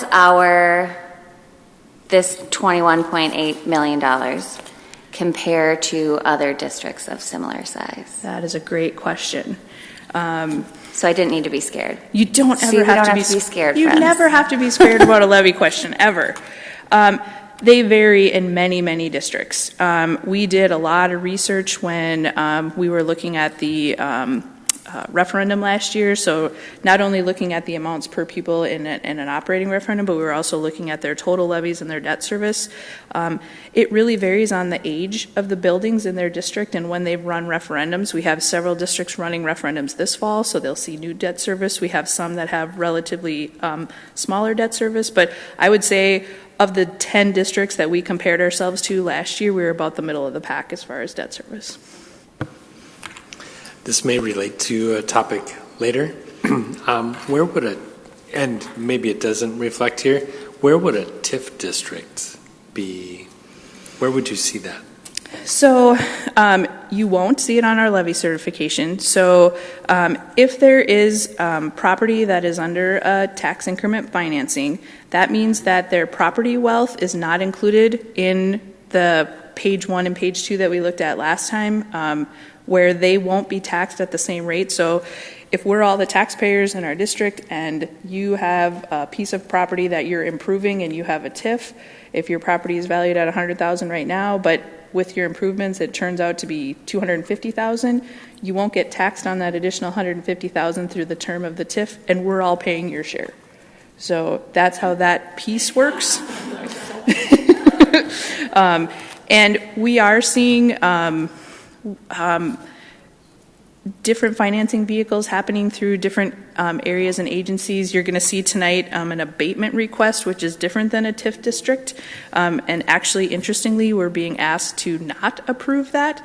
And we'll talk about that when we get to that part. But a TIF district at some point will bring value, property wealth to the district, and that just means what we have to levy for in dollar amounts gets spread on more people once their valuation comes back into the fold. So we don't lose money. It just means that who we collect from is different. Does that make sense? Thank you. Did that answer your question? Okay. So as we look at the total, if you look at the total category, if we had been eligible to levy for all things without adjustments, our levy last year would have been approximately $41.4 million. But because we had over $1.7 million of negative adjustments, and let me just note on the adjustment, the $984,000 in debt service, this is what we call debt excess. By state statute, a district is only allowed to carry 5% of their principal and interest payments in their fund balance. And over time, we collect more money in our fund balance because we have to allocate interest there. We are allowed to and required to levy 105% of our principal and interest payments because, believe it or not, some people don't pay their taxes. And we need to be able to collect enough money because we're obligated to pay our principal and interest payments. So the state allows us and calculates on our behalf 105%. So when you see that $21.8 million, there's going to be a little overage that we levy for. So as we collect those dollars and put those in our fund balance, the state receives our information and says, you've started to collect too much money, so we're going to ask you to levy less and use some of your fund balance to pay off your principal and interest payments. So they call it a debt excess penalty. If you look through MDE's documentation, it's not really a penalty per se. It's just saying we're just always checking where you are as far as where your fund balance is and making these adjustments to make sure you don't over collect and put money into your debt service fund balance. This is really just a clearinghouse of your tax dollars to make sure you make those payments. And then again, in total, we had over $1.7 million of adjustments. And then we also received $151,000 of authority to increase our levy to collect those abatements. And that got us to a net levy of $39.8 million. If you scroll down to the part 2, and if you just want to take a moment to think back to Truth and Taxation last December, thinking about the charts and graphs, you might recall, because I recall it so clearly, the 25.68% increase that we talked about, because prior to the referendum passing, the operating referendum in November, our levy was really pretty close to balanced. And then once we were able to pass that referendum, which included a renewal, and keeping in mind that comparison pulled off the renewal, so our prior year levy had that first question, and then it got pulled off, it got added back on, and then the successful second question was the increase. So where you see under general increase or decrease, you see that approximately $5.4 million. The majority of that is the new referendum that came on. So even though that happened a year ago, that money is being recorded in fiscal year 20. So even though we saw that and we've been collecting taxes in the spring and we'll be collecting taxes again in October, we'll be recording those in fiscal year 20. So that's a big portion of that. And then you're going to see our debt service changed as well as an increase. And those are just changes in principal and interest schedules that we have. We have many bonds. You know that if you saw the process that we go through. And this is just as the process that we go along. And then if you recall this spring, we did do some refunding. So we're going to see on this upcoming levy, we should see a change in our debt service because we have new principal and interest schedules based on our new refundings. So that will change as an adjustment from last year. And then you'll just see again the comparison. The reason they have a part 3 there is just in case there's under levies. On occasion, a district will have authority and then for whatever reason may choose to do an amount different than what their levy is. So then they do that comparison to say, what was your certified amount versus your limitation amount? And we'll see that on the next page, but that's where they just do the comparison to see what were you eligible for, and then what did you finally certify? We certified our full limitation, so that's why parts 2 and 3 look identical. Any questions on that page? Then on the second page, it is the exact same dollars that you just saw on the first page, but they show them in different categories, and they also do a comparison for the prior year so you can see them in columns. And again, when you see the word limitation, that's what we're eligible to levy for. When you see the column certified, that is what you as a school board adopted as your certified levy. And again, because this was last year's levy, we do have a certified amount. And if you look at the column farthest to your right and then where it says proposed, you can see that that levy is much smaller because that was pre-referendum. So our levy prior to the referendum would have been $32.2 million, and then with the passage of the referendum, that additional $7.6 million got us to the $39.8. And again, same numbers that you saw on the last page, but they do that by category. They also show it by fund so that you can see it in total by general, community service, debt service funds that we have available to us. Where's the percentage of our levy being allocated to by fund? Then it also shows how much are we levying to each of the property classifications we have, which is the referendum market value and the net tax capacity taxes. And again, just as a reminder, a voter-approved referendum will always be under RMV. And just as a reminder from last time, under referendum market value, the classification of your property is irrelevant. So if you have a $100,000 business and I have a $100,000 home, we're going to pay the same amount on a referendum market value. Under net tax capacity, you as a business will pay a higher class rate. You'll have a higher rate than I do as a homeowner because I'll also be eligible for a homestead market value credit. So again, depending on which category we tax or levy from, the amount that, depending on the parcel of property that we own, could be different. And then finally, it does show it by truth and taxation category. So again, you can see if we have voter approved or other, and then they just do a total at the end.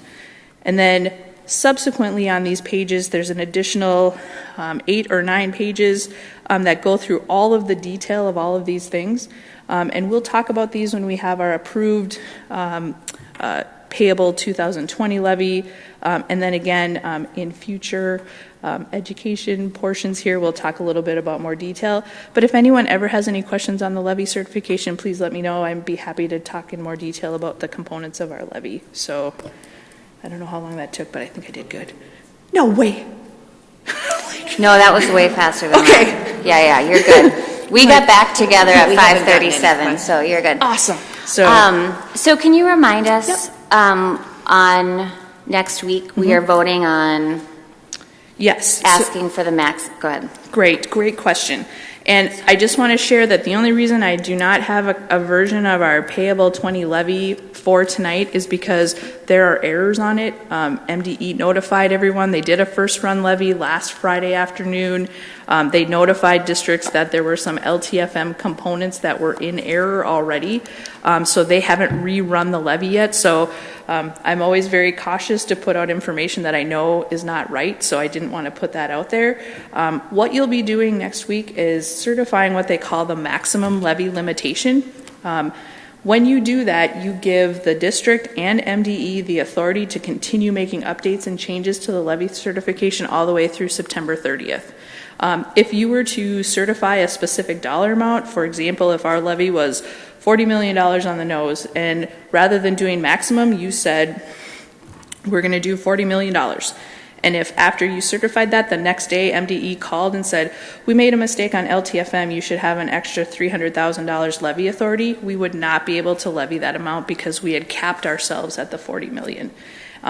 Many districts, and I have worked, I have a special heart for lots of levies, I have worked with districts until 4/29 on September 30th. I have worked with districts where we've had to get an extension. There is a component that if you have some issues or problems with your levy, you have to get approval from your county auditor to get a 5-day extension. I've had to do that. Just because there's things that districts are doing, MDE is extremely overwhelmed at this time of year. They're working with over 330 school districts to do levy certifications, and many of them have unique issues. So as we go through those processes, like for example, for us, we noticed right away the error in LTFM. We reached out to MD and they're like, yep, we got it, but we just haven't had time to fix that yet. And for us, it's about a $3 million adjustment, so I didn't want to put a number out there that would look skewed by that dollar amount. We know it's coming, we know it's going to get fixed, but it's just not out there yet. But we'll be continuing to look at that and review that, and so will the Department of Education. It's always good for us to recheck our principal and interest because we did do a refunding. I think Peggy did already check, and all the numbers were correct. Oftentimes, because those are hand entered by the department, there could just be typos or changes that have to happen there. So it is always good to check for reasonableness on those components. But so by asking for maximum, for the board, you're giving MDE and the district the time to make sure that those things are correct. Some districts do hold a second meeting towards the end of the month, especially if they're doing a refunding, to make sure that all the numbers look right in case there's some issues. But I don't know many districts at all that would not do a maximum. That's a very common process at this point of the year. You will then certify a specific dollar amount in December, because what this does is it sets the amounts that are going to be calculated for the proposed property tax statements in November. So once we do this, this gets sent to the county. Our clerk will sign this and say, this is what we're going to say is going to go to the county. They will then calculate all those rates.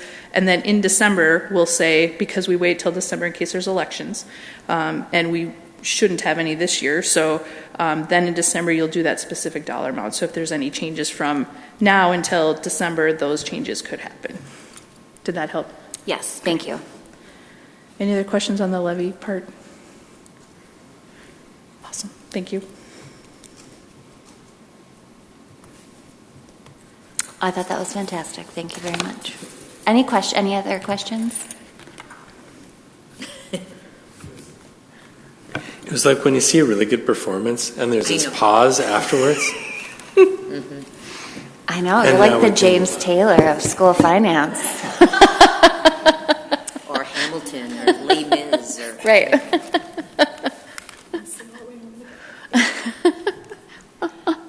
I see a gift. I do have a question about, it seems to me, sometimes our public wants to really be scrutinizing when they hear that we've maxed the levy.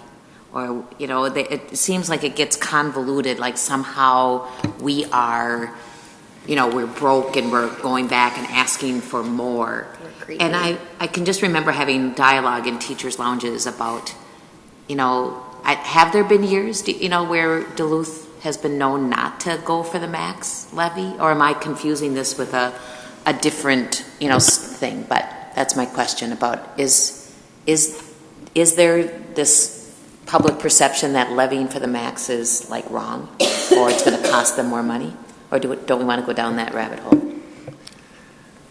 I think every year at about this time we have this conversation, and we try to really get it out there that this doesn't mean that this is the amount it's going to be. It could be, it most likely will be, but I will say that I can't remember a time that we haven't certified to the maximum in September.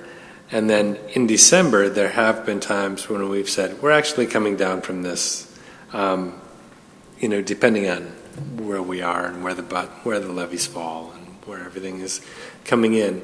But we want to leave ourselves the flexibility to be within that. And I would say to concerned taxpayers that they should look at what the other government entities, specifically the city and the county, are levying, because they have the ability to levy a whole lot more than we do. So I'll just point that out. But I also wanted to ask, when we met with our legislators earlier this summer, Senator Bach inquired about a specific element that we were not accessing, and whether or not any action we're taking today forwards that or prohibits that, or where we're at. Thank you for that great question. Senator Bach, so the change in local optional, so there's a change in the law that is allowing or requiring the $300 board-approved option that districts have to be transferred over into what is local optional. So before, you used to see $424 a pupil and then $300 a pupil. They've now combined that into $724. If you don't have a board-approved referendum, which we do not because we have all voter-approved, and that's common for districts who had voter-approved, we could have changed over $300 worth and made it board-approved, but there was no advantage to doing that. It wouldn't have given us any more money. So because of the way the new law is, they're going to take $300 of our voter-approved and put that into the 724 rather than, so there, I think once he got clarification, there isn't anything that we did wrong here. It just so happens that we don't have a board-approved referendum to transfer, and the state is requiring us to move $300 of our voter there instead. He was hoping to give us authority where we could get the $300 back, but once he figured out what had happened, that the timing of when it had happened, so had we expired a referendum and then added it on, and then pass the referendum, that was our only opportunity to stack on the $300. And I think the perception of what we had and our ability to levy were two different things, and we visited with him after the fact, and he's like, yeah, I don't think I can help you. So once we got that clarified and we kind of walked through the pieces, he understood that better. Does that help? I think that does. So just to clarify, we are unable to levy that additional $300 as a board. That is correct. Thank you. And going back to when we were deciding on the referendum questions and we decided against the $300 board approval, would that have, am I? No. Okay. I mean, you only had a very small window of opportunity. It had ramifications of your total question. So right. At the time, I'm sure the guidance that you got was correct in saying that it would have either been voter approved or board approved. So I don't think it would have changed things. Okay. Good. I won't lose sleep over that vote tonight. Thanks for the opportunity again to share a little Thank bit about the levy. Thank you for continuing to be willing to educate us. And I know it's a lot of information, and it's bringing me back to like econ classes in college. It's giving me that's giving me anxiety. I did want to echo what Member Sands had said about our ability to levy. We have very little discretionary opportunities to levy for things where municipalities like cities and counties really have way different authorities for us. And so when we say the maximum, I think what we're saying is those things that, and many of ours are state required. So unlike a city or a county who makes the choices, when we have, say, an equalization calculation for our operating capital, approximately 600,000 is levy and approximately 1.1 million is aid. And so if we want those dollars, we have to levy for them. That is the calculation that's done by the state. We don't really have a choice on that. So it is a different function, and I think schools, you'll hear traditionally, are more strapped in making decisions. We have to go to the voters for just about anything we want to do over and above what the state gives us authority for. Thank you. All right, moving on to bids, RFPs, and quotes. We just have the one bid for the COPS grant, which is to furnish and install security improvements at 12 school sites. And we discussed this last month, but do you have anything you want to add, Mr. Spooner? I'll add that I'm really thankful to be bringing that to the school board this month because it's been a difficult process to comply with DOJ guidelines. We went through the bid process, or the city went through the bid process. They're the recipient of the grant. And this is the result. We have one responsible bidder, and Hunt Electric will be responsible for installing the CCTV improvements, the A-phone improvements, and the access control improvements. And once completed, we are under budget, under the allocated budget, so we'll be able to do a reallocation of funds of approximately, I'm thinking between 70 and 90,000 to go into the CCTV or the camera and hard drive category. So we're going to be getting more cameras than we expected. So this has turned out well, and I'm really glad to be at the point of construction. I don't know if anybody has any questions on this. Just a big thank you. I know it's been a lot of work, but I've certainly heard from community members about how appreciative they are for additional security measures at the school. So thank you and your teams for all your hard work on that. And when does construction start? Is it in here? Once the board approves the contract next Tuesday, it'll probably take me 3 or 4 days to get insurance and get all the required documents and get the authorization to proceed. Hunt Electric will probably be in shortly thereafter working. It's not going to really impact school. They'll work around school, and I don't have a schedule yet, so I know they'll be working soon, though. Member Oswald? I just want to double check, knowing that I don't see Denfeld and Rockbridge on the list of things, that they're getting the same things that the other schools are getting. Rockbridge already has what the other schools have, and Denfeld is being done actually by Hunt Electric through an MDE grant. We were awarded 2 schools, Rockbridge and MDE, or Rockbridge and Denfeld through the MDE, and then the COPS grant covered the other schools, the other 12. Thank you. I just wanted to make sure equity, They'll all be equal. It'll be equally as difficult to get into every building. Is an equity, but yeah, I get it. That sounds like a bad thing, but it's a really good thing. Okay. We don't have any RFPs or quotes this month, no policies and regulations. So moving on to contracts, change orders, and leases. The first is for MRJ Consultants, and this is for, I had to look up what this was, tuck pointing at Condon. Correct. This is FY21 tuck pointing, FY22 windows. Mike Johnston originally designed this project back. We were going to do this in 2015, and it became deferred. It became deferred when we did Rockridge, and it's finally in the LTFM plan for 21 and 22. So the project is ready to go, and I'm just looking for approval to bring Mike on board to finish the design work. Okay. So I had 2 questions about that bid. My first was how it fit into the facilities budget, and so it's already included in the facilities. It's in the LTFM plan for FY21 next summer and FY22 for the summer thereafter. And this is the top third of Congdon was already done. It was already tuck pointed. So this is the lower 2/3 of the building that didn't get done. Okay. And then my second question is on page 52. I noticed that the insurance amount is reduced to $1 million as opposed to what we have in our coverage requirements for coverage B, which is $1.5 million. And why was that reduced? Some firms aren't capable or able to get $1.5 million, so we can make exceptions. We have made exceptions in the past.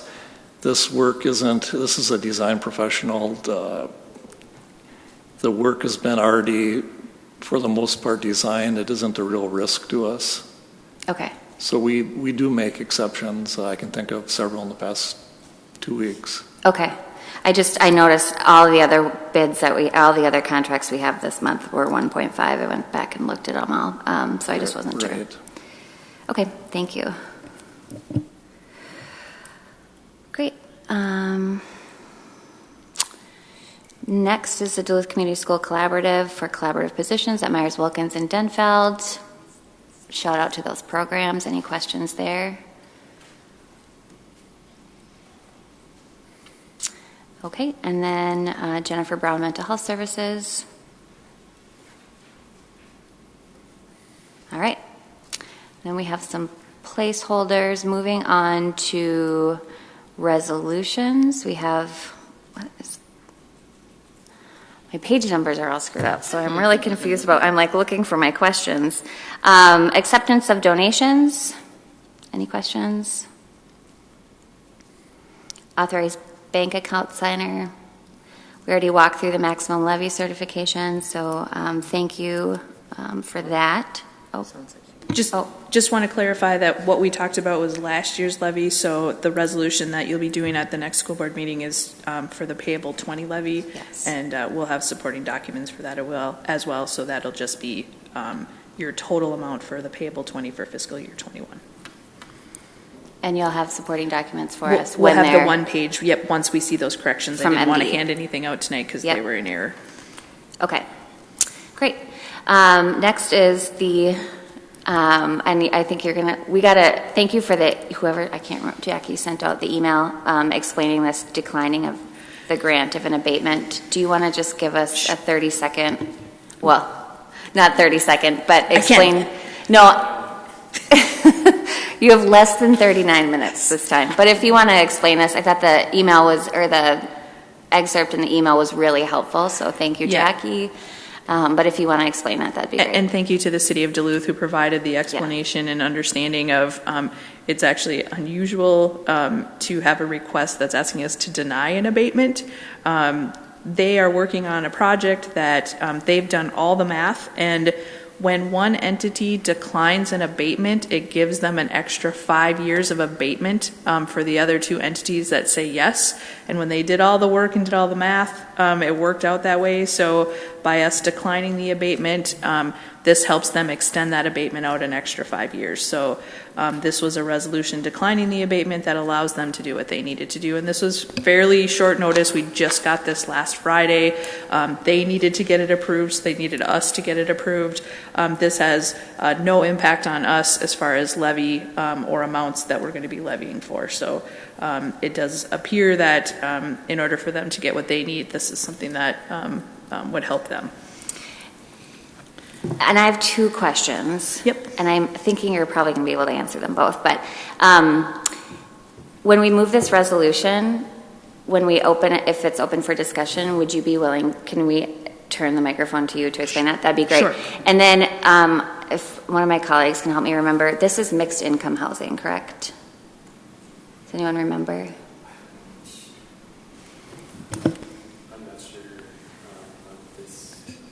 Look at the email. Oh. I'll check the email to see what.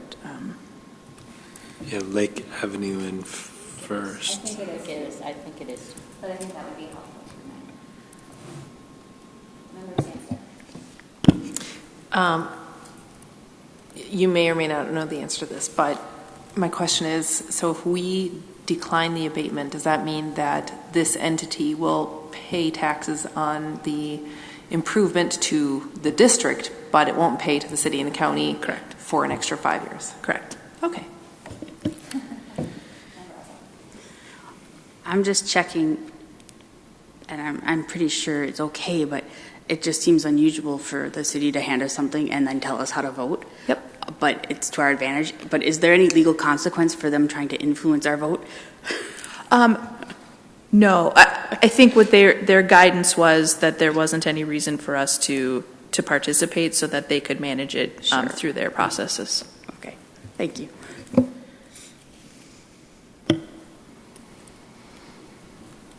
Great. Expenditure contracts. I wanted to thank you for, maybe I've just missed this in the past, but how you've categorized that. I wanted to thank you, both of you, yes. For doing that. That's really helpful for me to understand where that's coming from. So thank you for doing that. Let's see.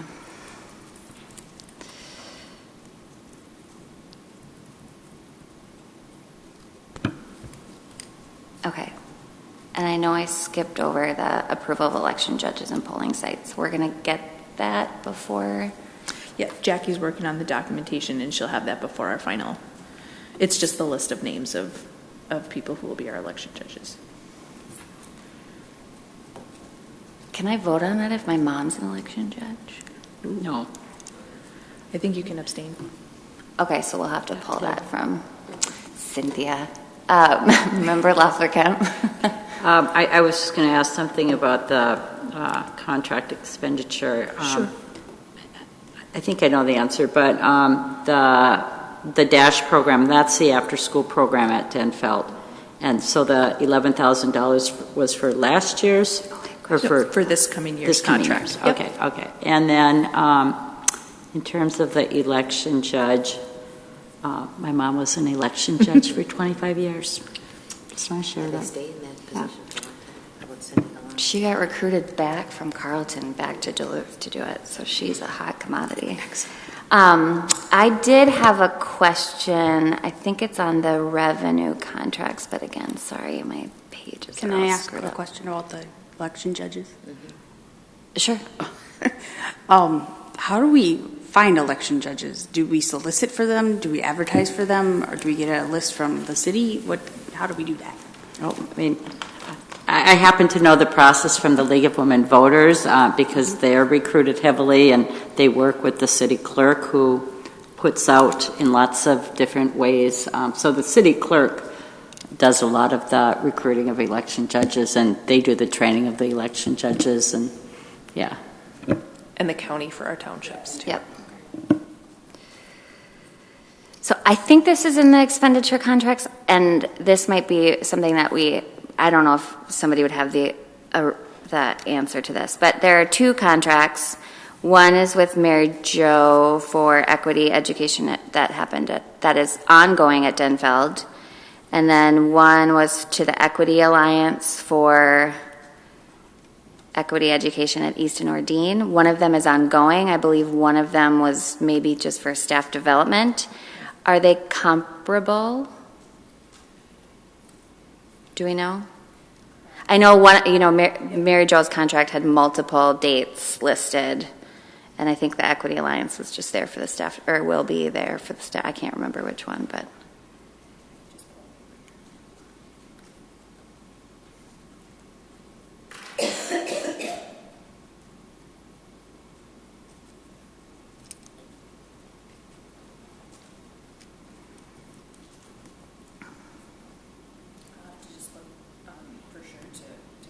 Sure.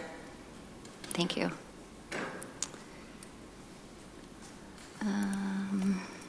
Okay.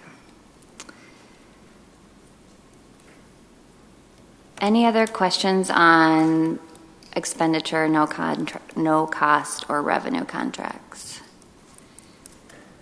before we head into my second favorite report?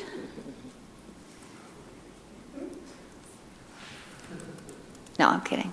They're tied. He's not even listening. I was testing you. The Facilities Management and Capital Project Status Report. For the most part, it's relatively normal, although we had a great month. August was great for doing deep cleaning to the schools. Everybody in the facilities department put together a great effort, and I know it was successful because nobody calls us if there's things going good, and our phones were silent on start of school, and that's a good thing, so we know we did a good job. Everybody got their schools clean, the classrooms were changed around, we moved teachers, we moved furniture, everything was great for start of school, and and I've given a lot of accolades to all the buildings as I've been out. Some of the highlights in facilities management, we did manage to fill our master electrician position, and that master electrician started today. That's been vacant for a while now. The LTFM PSS track replacement project is underway, and that's being delayed a bit, as I'm sure you're all aware, by weather. It's not cooperating with us right now.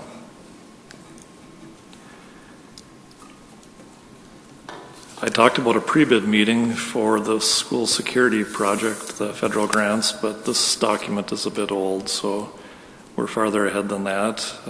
This building is still starting to be looked at for our LTFM historic old central fire alarm system replacement. And the work is complete for the Lincoln Park Middle School bathroom shower facility, and everybody likes it. It's working well. Other than that, the building operations, as I mentioned, was primarily a lot of cleaning and getting it ready for start of school. We had a fire marshal inspection completed at Garfield. Kitchen and stove hood cleaning systems were completed as required. Work comp training was given to all non-certified staff during staff development day. Sprinkler inspections were completed as required, and we've created new emergency response manuals, classroom guides, student handbooks, and response cards to match how we now do things with our ALICE training. And I'll open it up for questions at that point. If you would just pass along our thank you to your staff as well. The buildings that I've been in at the beginning of the school year all were just immaculate. And I know that it helps our students take great pride in where they go to school when they walk into a clean building. Sure, and I'll do that, and I want everybody to know that it's like Christmas out there with the new equipment. You know, our people in facilities, maintenance and operations have not, I've been here 23 years, and we buy one piece or two pieces, but we've never replaced bad equipment. We've never had 4 or 5 pieces new in each building, and it's really great that people love the equipment. It's much more efficient. We can do more. We can clean better, and we have happier employees that are using equipment that's not broken and ergonomically correct and efficient. So thank you for that. Member Lefferkin. I just wanted to echo and thank you, Member Trinka, for, again, I think we can't thank our staff enough who are out there getting our schools ready for our staff as well as our students. And just because we should, and because I want to, we have Jason and Gary who are in the back, and they're 2 long-term facility staff people, and so let's just thank you. We don't often have staff in front of us to be able to thank them, so there you go. Okay. Can we get that mobile camera to go back there and get a close-up of them?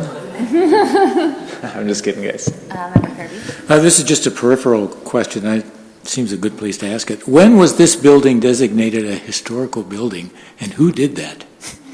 Who led the charge? As we saw the rain drop through last night. Well, I think It was in the 70s. It was in the update that we had. Was it? Was it? Okay, I'll look back. I'm sure we'll get a full rundown when they do the assessment of the building. Oh, that's right. I couldn't. But somebody had to want to do it. Yeah. Was it? Okay, I'll look back. I couldn't remember. I just want to chime in too with the feedback I got about the ALICE training from especially our paraprofessionals and our staff was really positive. They thought that was really well done, well led by your crew, and not an easy thing to always manage, but I've just really appreciated the focus this district has committed to the ALICE training. It was kind of a big chunk to chew, and I think we all we want to go fast to go slow, or but it's rolling out. The layers are getting there, and there's probably still some things that need to be complete with our ALICE training. But I got some good feedback with that. The other thing too is I'm just really pleased that you share with us that there's new equipment in our buildings. That's something we don't always know about. I know too. I stopped our art teachers, Deb Hanu and John Hoban, and said, I know you presented to us and you had been granted some supplies, some machines, and I said, did you ever get those? And they said, yes, we did. So I just want to continue. We always seem to focus on our money that goes to the classrooms and to our teaching staff. And there's angst there. We want more. But we also, I think, have stepped away over the years from giving the buildings what they need and giving departments like music and art what they need, and we have struggled, but I think we have a really knowledgeable team of how to best eke out every penny we can. And then you hold them to that, Kathy. I know you do, but I just see there's great communication going on, and I just want to highlight that our monies have to go to a lot of different places, buses and art and building maintenance crews, and so thanks for telling us that they got some new equipment. I wouldn't have known that. And just to continue to educate our community on all of the needs that we have. We often just focus on, some other aspects. So thanks. For Dr. Kirby's question, I'm sure other people Googled November 9th, 1972 was when we were added to the National Register. November 9th, 1972. Is when we were added to the National Register of Historic Places. Can I chime in with one more question? My question would be do we go forward with the fire deals that we need in this building when we're still struggling with? We have to. It's a non-compliant system, and we have a fire marshal order. we need to. If it failed, we can't fix it. I didn't say that. I have a couple of questions that I skipped over. Just clarifying. With the contract with the church for the East students, the students pay for their parking permits, right? So that's a neutral. Okay. And then for the window tinting, we've got that. That's in our budget already. That's not an extra 14. That was part of the MDE grant, and it's at Denfeld. It's not tinting, it's security film. Oh. 3M security film, and it was part of the safety grant from MDE. Okay. I just saw Elite Tinting and Graphics and So Sun Solutions. I thought they were getting like a sweet tint on the windows. No, and that actually will be an improvement that are at Denfeld and Rockridge that aren't contained at the other schools. That will be one difference. Gotcha. The COPS grant didn't include that. I had another question too, but I can't find it with the page number changes. Oh, the Mui Pizzas. What is that? So that's our DASH program after school at Denfeld, and we bid out the dinner portion, and that pizza company is who received the low bid on that, so they're providing the after. I figured the dinner. it had something to do with pizzas, but wasn't sure. Okay. Great. Any other questions or discussion? Awesome. Great meeting. Thanks, everyone. Oh, just on H for the naming requests. Oh, shoot. Sorry. That's okay. Thank you. Hold on. Yeah, what is that? So there were some requests through school board members to look at naming a field, and I asked if we could put that through business committee and have it run through a policy. We have some contracts that we do through our sports medicine which have not yet been finalized, and those could impact what that contract language is. So we're in the process of doing that, and then how we would do that through the district. So I just requested if we could have that, and the board chair was grateful to allow us to put that on here. So we'll be using that as a policy discussion and then bringing it back next month. Great, thank you. And I'm happy to see that in the future we're going to be discussing consent agendas. That makes me really happy. Do you have anything you want to add to that? Someone looks like they're, Alana. Member Oswald? I had a question. I was going back to the naming rights too. Okay. I just was curious as I submitted the request about naming on behalf of the Denfeld Alumni Association, and they were wanting to present. Is that still part of the discussion, or how does that work? Do we want them to present on why they want to change it? In looking at the request, we did look into policies. We have policy around naming a new school, and we have policy around plaques in buildings. We don't have any district direction right now on naming rights, and so thought it would be a good idea to set some policy before we head down that road. Just as an aside, there are layers of naming as well. You look at, I don't know, the health center brought to you by so-and-so, or Target Field at, Vikings Stadium brought to you by Target, or whatever the case might be. And I don't believe that U.S. Bank, right? I don't believe that they would be opposed to a combination of, but I just want to know what to tell them. I mean, should they expect to present on that once we have a policy, or I don't know what kind of update to give them. Could you just let them know that we're working on policy? I can, yes, but I don't know the expectation of them needing to present or not. So, and if that's not something we need to discuss right now, that's okay. I know that they want to be able to plan for something. Well, I think we probably can't determine whether or not they can present until we have policy. That's fair. And I'm hoping the policy will, I hope our feeling or the direction, Kathy is going to bring us back, I think, maybe looking at other districts for policy, and maybe give it some thought with what she knows about where this wants to go. But I don't, well, this would be my opinion, so I guess I'm hoping we're not going to shut the door for the idea of public school stadium getting a name that is more connected to their high school. I mean, and this, I think the renaming of Denfeld might even turn out to be a renaming of the public school stadium to be more reflective of the Denfeld community. Might be a wraparound to a policy. I'm the one that thinks we should have a policy just because I think that down the road there's other potentials. But the issue at Denfeld is that public school stadium was named public school stadium when it belonged to the city, and now it no longer does. It is the home of Denfeld's athletics. So I think that I'm hoping, even with whatever policy we have, that there's some room or some ability to allow that community to have a name that is not the old name that was affiliated with the other two schools. But that's my discussion on that item. So then we're going to have to put something somewhere for the Trojans, of those of us who are still around. Or the Wildcats.